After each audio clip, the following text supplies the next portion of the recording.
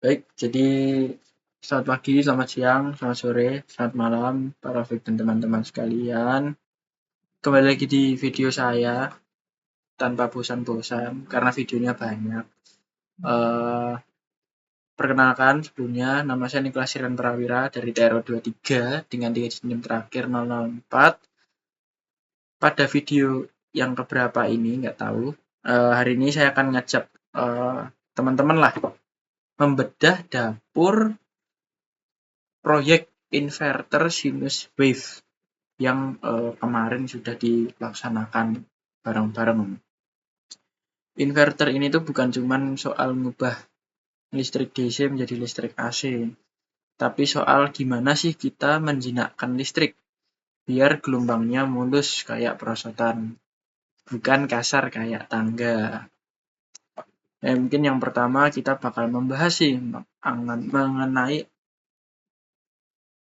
apa sih yang kita gunakan, microcontroller apa sih yang kita gunakan di sini. Yang pertama adalah Arduino Mega 2560. Nah, Arduino Mega 2560 ini tuh adalah platform microcontroller yang sangat fleksibel dan cocok untuk proyek kompleks. Kenapa sih kok cocok untuk proyek yang kompleks? Karena Arduino Mega 2560 ini ibaratkan truk besar, teman-teman. Jadi pin yang dia punya itu ada 54. Tapi dia pakai arsitektur 8 bit dan kecepatannya cuma 16 Hz.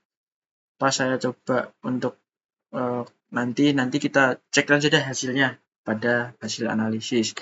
Terus kemudian kita menggunakan ESP32 Mini atau Wemos Lolin 32. ESP32 Mini ini merupakan microcontroller canggih yang mendukung konektivitas Wi-Fi dan Bluetooth, di mana ESP ini tuh ideal untuk aplikasi IoT. Kelebihan yang lainnya juga, microcontroller ini tuh kecil, teman-teman, sama seperti judulnya, dan kecepatannya juga cepat. Oke, mungkin di sini saya akan membandingkan kedua spesifikasi daripada microcontroller. Yang pertama yang langsung terlihat itu adalah untuk microcontroller yang pertama itu Mega itu masih pada 8 bit, kecepatan 8 bit, sedangkan ESP32 itu sudah di 32 bit. Terus kemudian untuk tegangan kerja itu beda. Untuk Arduino Mega itu di 5 volt, ESP32 itu ada di 3,3 volt dan dia tidak toleran pada 5 volt. Jadi kalau misalnya ESP32 ini dikasih tegangan 5 volt, dia bakal rusak. Terus untuk kecepatan clocknya juga beda. Ini jelas unggul pada ESP32 yang mana kecepatan clocknya itu 240 MHz berbanding dengan 16 MHz pada Arduino Mega. Terus kemudian untuk flash memory, ini ibaratnya memori flash ya, itu tuh di Arduino Mega hanya 256 KB, sedangkan pada SP32 itu 4 MB, sangat berbeda jauh ya, mungkin berapa kali lipat nih, 16 kali lipat lebih besar. Kemudian untuk SRAM, Arduino Mega hanya 8 KB, SP32 hanya 320 KB plus 2 MB PSRAM opsional. Untuk digital input outputnya, Arduino Mega menang di mana dia punya 54 pin, sedangkan SP32 hanya punya 27 pin.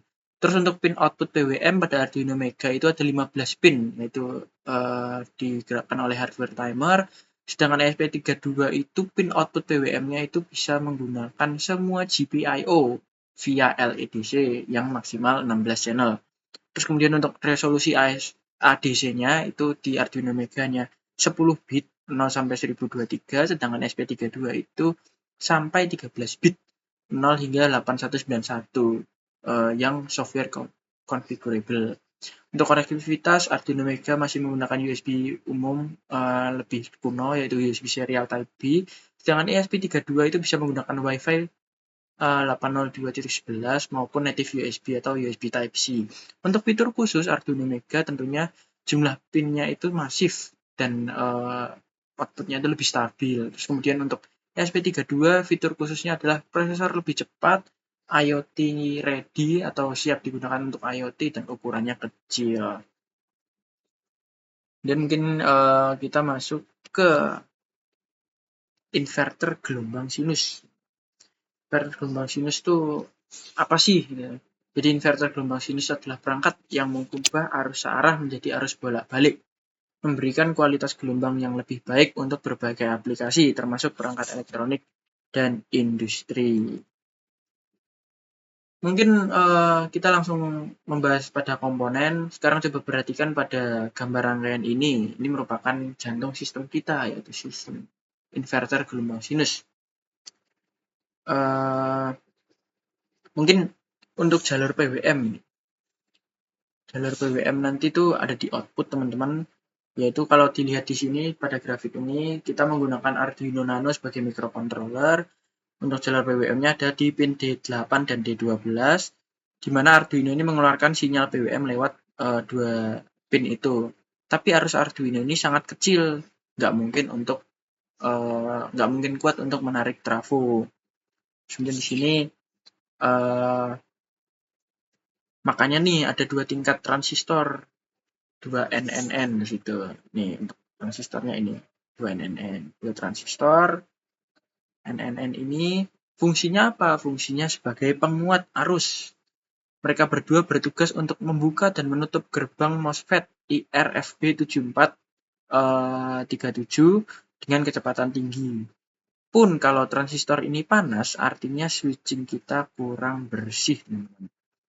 Kemudian untuk trafo outputnya di sini itu ada listrik menggunakan baterai 12 volt DC diputus sambung secara bergantian ke lilitan trafo, lalu dinaikkan jadi AC output di sini.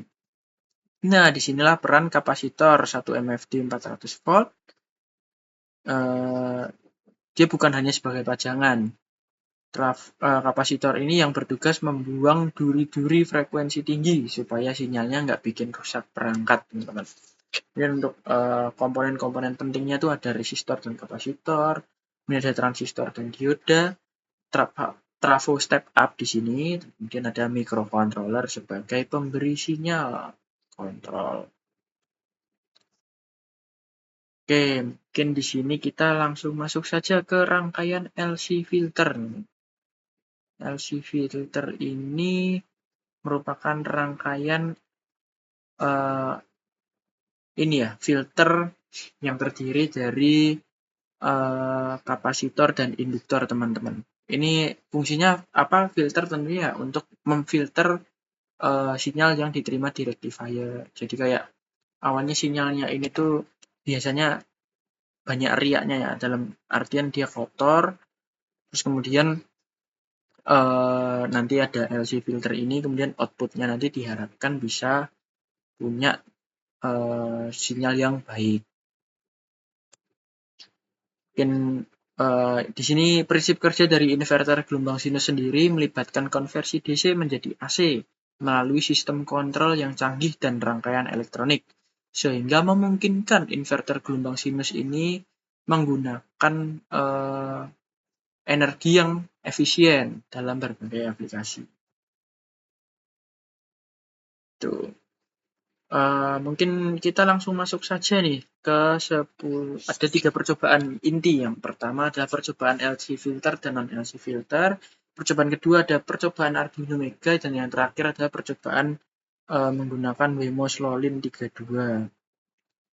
Mungkin untuk percobaan yang pertama, di sini saya akan tampilkan langsung LC filter.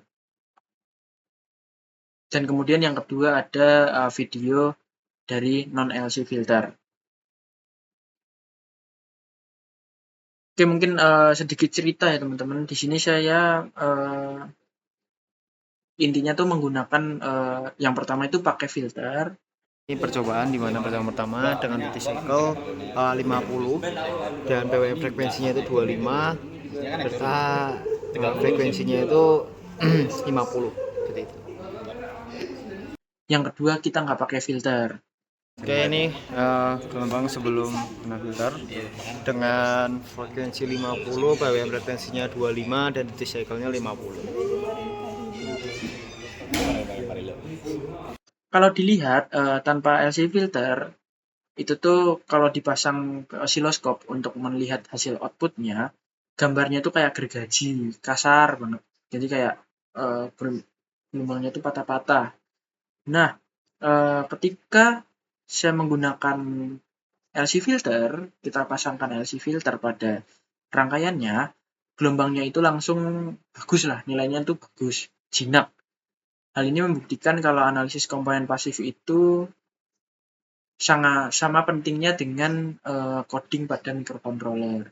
Oke, di sini sebagai tambahan untuk coding microcontroller itu kita menggunakan AI, teman-teman. Jadi di sini kita bisa menggunakan aplikasi seperti Cursor maupun VS Code. Kemudian di dalamnya itu nanti kita mendownload aplikasi platform IDE untuk kita bisa membuat program itu menggunakan AI dan mengkombinasikan menggunakan AI. Sekaligus kita juga bisa membuat interface untuk sistem ini. Mungkin kemudian kita masuk ke percobaan kedua.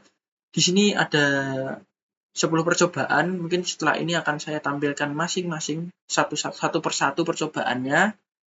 Ini di sini sebelum kita masuk ke penjelasan pada analisis SPWM pada Synwave Modulation menggunakan Arduino Mega 2560. Di sini ada pendefinisian, ada library Arduino H, pendefinisian PWM pin 1, PWM pin 256 dengan baud rate 115.200. Di sini ada variabel modulasi, variabel timer, forward declaration. Terus kemudian di sini ada void setup sebagai program.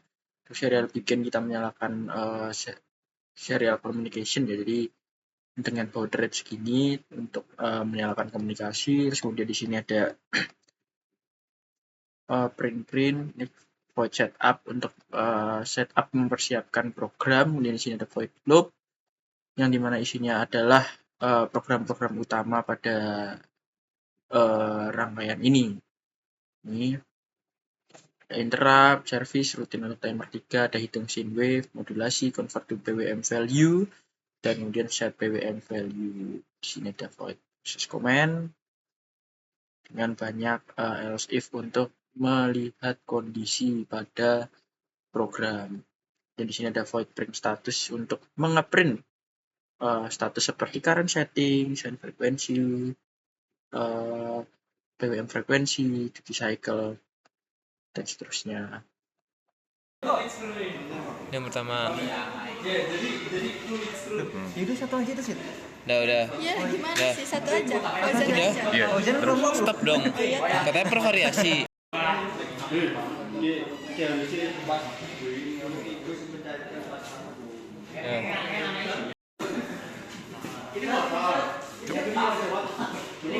Nah.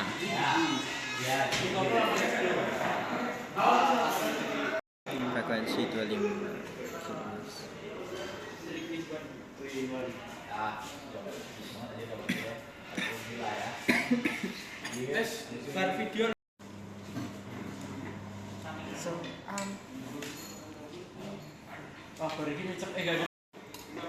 Situ rasanya mau bisa. Aku mau jadi kerja loh balik. Jelas kok. Kita udah Kerja loh balik. Apa nih ini?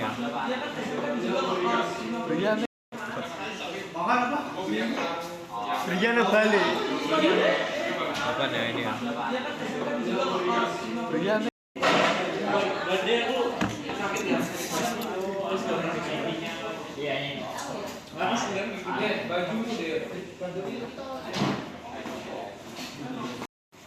Kalau di slidernya diubah bisa berubah?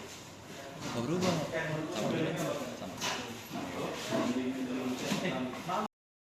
Mungkin secara singkat ya teman-teman, di sini tuh saya akan menceritakan lah ada 10 percobaan lah yang bisa saya lakukan pada Arduino Mega ini. Di 10 percobaan Mega ini tuh saya lebih berfokus ke stabilitas. Kenapa? Karena pin yang digunakan atau pin yang ada pada Arduino Mega ini sangat banyak. Sehingga saya coba hubungkan ke output yang berupa, sebenarnya outputnya ini berupa langsung output aja sih. Kita cuman melihat ada pada gelombang sinusoidal yang dihasilkan itu melalui osiloskop, teman-teman. Nah, hasilnya tuh apa? Hasilnya adalah Arduino Mega ini tetap tenang, teman-teman. Tapi ketika saya coba yang lain-lain nih, nah misal kalau outputnya ditambahin atau outputnya jumlahnya dibesarin atau digimanain, itu kayak programnya ini terlalu berat. Jadi intinya pada 10 video tersebut itu kayak kita bisa mengkombinasikan lah kayak frekuensinya berapa, terus kemudian di cycle-nya berapa, dan kita bisa melihat gelombangnya itu juga karena dia 10 bit, dia nggak semulus hasil gelombang sinusoidal yang ada pada rangkaian Wemos Lolin nanti menggunakan microcontroller Wemos Lolin yang nantinya akan divideokan juga gitu, teman-teman. Mungkin langsung saja ke percobaan ketiga yaitu percobaan menggunakan microcontroller Wemos Lolin 32. Mungkin bisa langsung saja, habis ini akan saya tampilkan videonya. Mungkin untuk program daripada SPWM menggunakan SP32 Mini ada di sini. Yang pertama ada pendeklarasian seperti biasa, ada pendefinisian pin, pendefinisian PWM configuration, kemudian ada variabel modulasi, variabel timer, forward declaration, hardware timer untuk mulai interrupt atau proses interrupt, kemudian ada void IRAM ATTR on timer, ini untuk menghitung scene wave value, modulasi dengan duty cycle, serta convert to PWM value. Dan kemudian di sini ada fungsi if, di mana jika pin value lebih dari 0, maka dia bakal membaca. Kalau lainnya tidak. Ini untuk setup, di sini ada void setup untuk mengawali program. Ini nanti akan ditampilkan pada serial monitor. Dan ada proses setup hardware timer untuk interrupt, serta set alarm untuk status microsecond atau 10 kHz default. Ini ada void loop-nya, di mana void loop ini merupakan program utama lah pada program kali ini. Kemudian ada setup LEDC, PWM untuk ESP, dan ada void process command, ada fungsi else if lain, serta ini void print status sama seperti sebelumnya, yang bahwasanya di sini tuh mengatur current setting, mengatur output yang ada pada serial monitor dan menampilkan nilai dengan nyata secara real time. Yang pertama. Itu satu aja itu sih. Udah. Ya gimana Dah. sih, satu aja. Ozen Udah. aja. Ozen belum mau. Stop dong. Katanya bervariasi.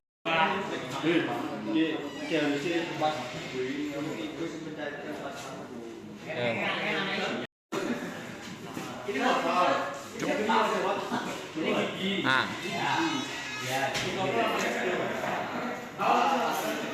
Frekuensi 25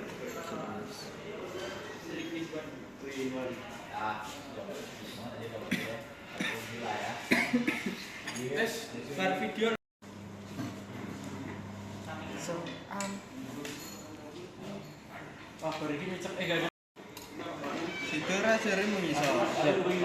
Berjalan apa ya? Bentar Jelas dong. kok, langsung. Kita udah Berjalan balik. Apa nih ini ya? Berjalan. Berjalan balik. Apa nih ini ya? Berjalan.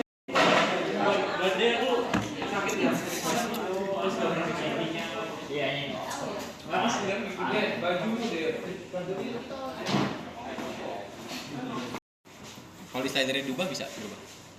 Oh, berubah. Sama dulu. Sama.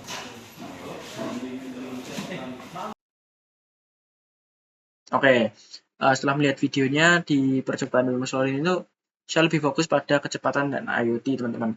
Dan kemudian selain itu, saya juga berfokus pada hasilnya, di mana hasil dari percobaan menggunakan Wemos Lolin ini seperti yang saya sampaikan tadi, bahwasanya karena Wemos Lolin ini 13 bit, teman-teman, jadi dia nilainya itu lebih rapi ya, jadi output gelombang sinusoidalnya itu lebih rapi jika dibandingkan dengan output gelombang sinusoidal pada Arduino Mega yang hanya 10 bit.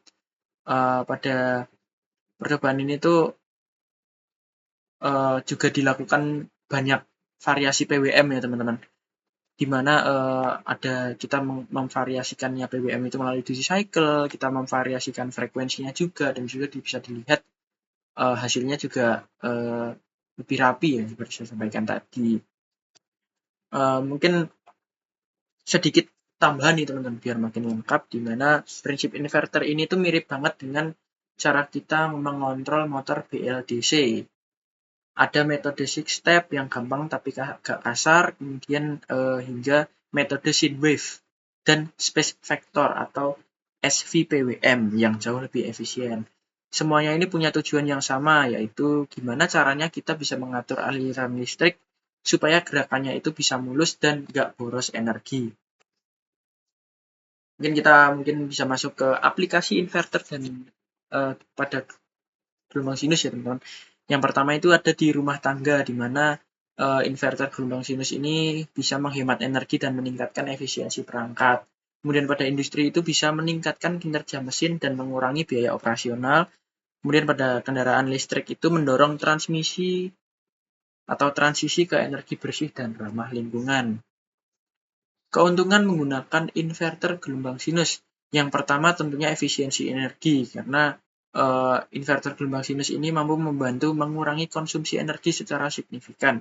Kemudian yang kedua ada stabil, di mana inverter gelombang sinus ini memberikan output yang konsisten dan tanpa fluktuasi. Dan yang terakhir ada kompatibilitas yang luas, di mana inverter gelombang sinus ini cocok untuk berbagai perangkat elektronik yang ada. Untuk kekurangannya tentunya dari kelebihan dan kemudian fungsinya. Kemudian yang di sini juga keuntungan menggunakan inverter gelombang sinus, tentunya ada kekurangannya. Yang pertama adalah kompleksitas, di mana rangkaian yang digunakan itu rumit dan sulit dipahami bahkan dirakit. Kemudian yang kedua ada biaya, di mana biaya investasi awal yang tinggi untuk pengadaan alat daripada inverter gelombang sinus ini jika dibandingkan dengan sistem-sistem yang lain. Kemudian yang ketiga ada panas, di mana operasi ini menghasilkan panas yang memerlukan pendinginan. Oke, mungkin kita masuk pada akhir video. Dari video ini bisa disimpulkan bahwasanya kalau misal kita butuh banyak input maupun output, kita bisa menggunakan Arduino Mega. Kemudian kalau kita butuh kecepatan dan modulasi yang dibuat atau output PWM yang dibuat itu halus, kita bisa menggunakan Wemos Lolin 32 atau ESP32 Mini. Inverter yang bagus ini juga bukan cuman yang tegangannya pas, tetapi yang gelombangnya bersih. Untuk membersihkan, caranya adalah kita bisa menggunakan LC filter yang tepat, teman-teman. Mungkin sekian penjelasan dari saya. Memang rangkaian ini punya tantangan dan biaya yang memang rangkaian ini tuh punya tantangan di biaya dan panasnya ya. Tetapi untuk masa depan kendaraan listrik atau energi rumah tangga ini adalah teknologi kunci, teman-teman. Mungkin setelah ini juga bakal ada perkembangan lagi ya, karena mengingat perkembangan teknologi itu cukup signifikan, cukup cepat juga. Jadi tidak menutup kemungkinan 1 tahun atau 2 tahun ke depan akan ada solusi dari dua masalah utama ini dalam penerapan inverter gelombang sinus. Mungkin dari videonya cukup sekian, kurang lebihnya mohon maaf. Sampai jumpa di video selanjutnya.